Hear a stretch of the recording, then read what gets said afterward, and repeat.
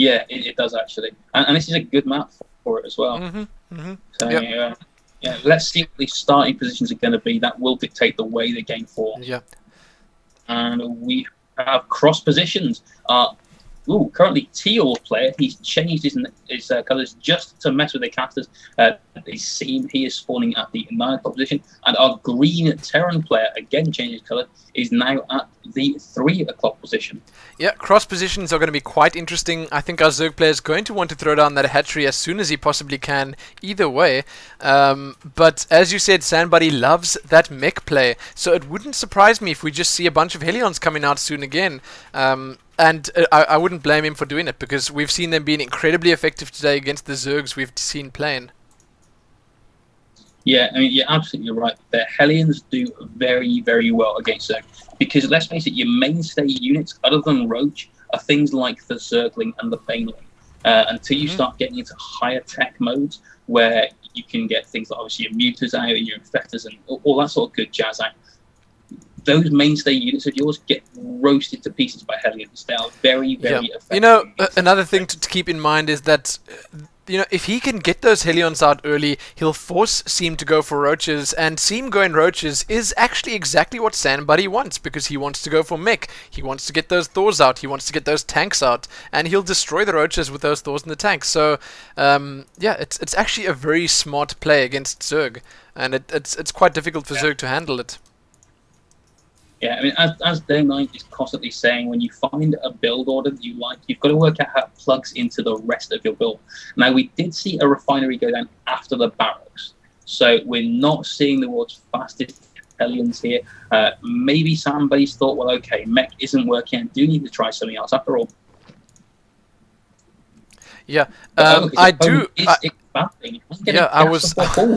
I was about to say, he's thrown down that expansion quite soon, but still, I mean, I think it's worth it, especially because he's got cross positions. He did, in fact, scout the close by ground, and then he threw down his expansion, and I think that's probably the best thing that he could have possibly done. Yeah, absolutely, I mean, big time. It is a huge, huge risk to just go, okay, I'm going to expand, I don't care where my opponent is. And generally, you will lose games doing that. seeM with that gas steal as well. Again, yes, and he knows that Sandbuddy loves this mech heavy play, so that's going to slow down any of that style of stuff. But here's a reactor coming down in the barracks, and that's quite, I don't know, that's not something we usually see from Sandbuddy. In the last few games we've seen from him, usually there's a factory coming up right next to that barracks to take control of that reactor immediately.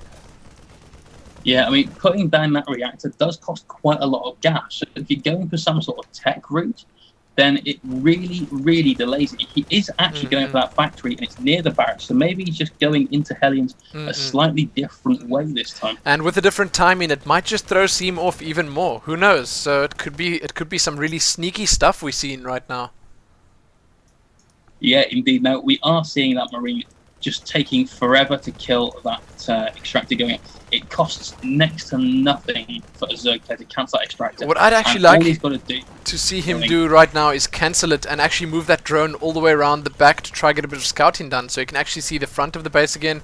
He does have a couple of Zerglings moving in though, so he might be able to just check it out with those.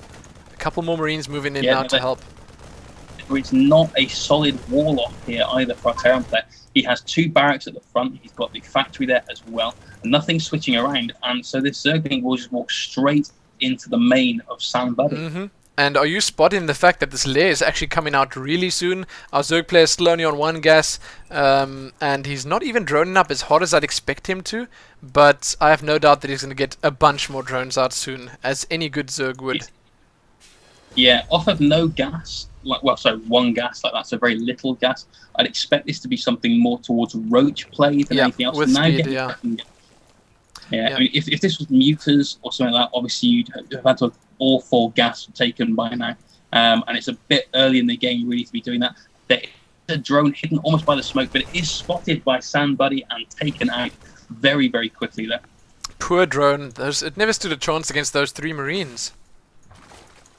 No, not at all. A bunker going down right at the very bottom of the ramp here for Sandbuddy. I'm not liking the positioning of the bunker. I prefer it so it was near the ramp maybe to stop the run by up there, or at least it can stop. It won't get surrounded so much. Yeah, easily. it's not the best position, but I suppose it'll do its job. And here we go. It actually looks like SiEG's moving out, and this is what you want to do as Terran. You want to keep the Zerg producing units instead of just droning up. So one of the smartest things we've seen SiEG do yet, but oh no, he actually decides to pull back. Please, SiEG, please. I would actually go out on the attack here. His opponent has just made 7 drones, which means he's got next to no lava, only making 4 Zerglings.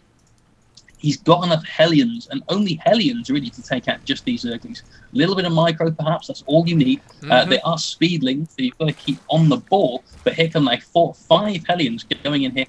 Should easier to take this out and just go in with the Marines. And with those Marines as backup, it's going to be quite difficult to stop. But there are 4 Queens in play. We've got to keep that in mind. 3 of them are now at this natural. seeM he's going to be in a pretty good position taking this on.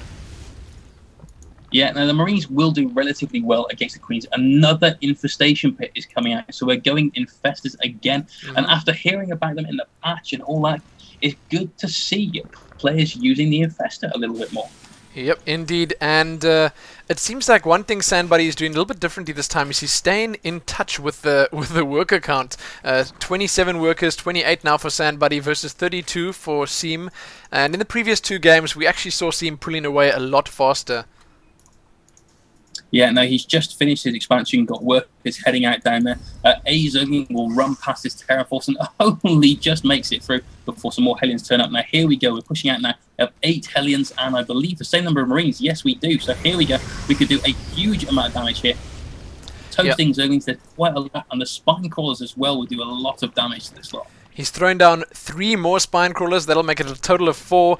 And with those 4 up, I'm quite sure that Marine and Hellion army won't do anything to it. And it seems like SiEG agrees with that. He's pulling back to his base. Yeah, I'd love to see him go for Marauders right now. If he could put together a group of maybe 7 or 8 Marauders with these Hellions after getting maybe Blue Flame as well, then he better go right into that Zerg base and just crush him. The Marauders would take out the Spine Crawlers very, very quickly. The Hellions would take out everything else. He is instead getting 2 Starforces. And oh, yeah, baby. I see Fusion Core. We're getting the Cattle Bruisers out. Let's hope so. I do see the Fusion Core coming down, and at the same time there's a command center, a very sloppily placed command center coming at the middle of the map. At the bottom, he's actually taken his natural 3rd, and it's great to see a Terran player expand in before the Zerg player does. That's quite ballsy if you ask me, but look at the amount of drones that seeM is getting out. Wow, 51 drones now. Yeah. And we are going to have triple starport with Tech Labs, so I'm hoping to see... Goodness, that's a lot of Queens too. There's wow, seeM actually has 7 Queens in total in play at the moment. Yeah, there's 5 of them just chilling out, doing random stuff. But there we go, battle cruiser on the way. Will we see things like the Yamato cannon as well? 2 battle cruisers. Wow, man, this is going to be so tough because Queens will do absolutely nothing to battle cruisers. Those little pinprick attacks of theirs are going to be shrugged off by those huge armor plates on the battle cruisers, and a bunch of Zerglings just fried there. Yeah, I mean, all of those little crispy critters on the floor. Greater Spire on the way. So. Not entirely certain. This like harkens me back to the first few games I ever played in Warcraft, where we both just sat in our bases and we told each other, okay, no attacking till 20 minutes, no attacking. And that just looks like what's happening here, because these guys are bringing out the big boys, battle cruisers, perhaps even broodlords. Yep. I'm not entirely certain what's going on with this little squadron of Queens that's charging around the sort of middle of the Zerg map. They're using almost all of their energy just throwing down Spine Crawlers. They've got loads there for transfuses, should they need them. But look at all these Spine Crawlers. We have a very turtle Zerg here. I'm not sure what he's doing. I think he's just trying something slightly more creative, we'll call it that, while at the same time probably not expecting this. He's expecting a normal game from SiEG, but SiEG, far from a normal game, I can tell you that right now.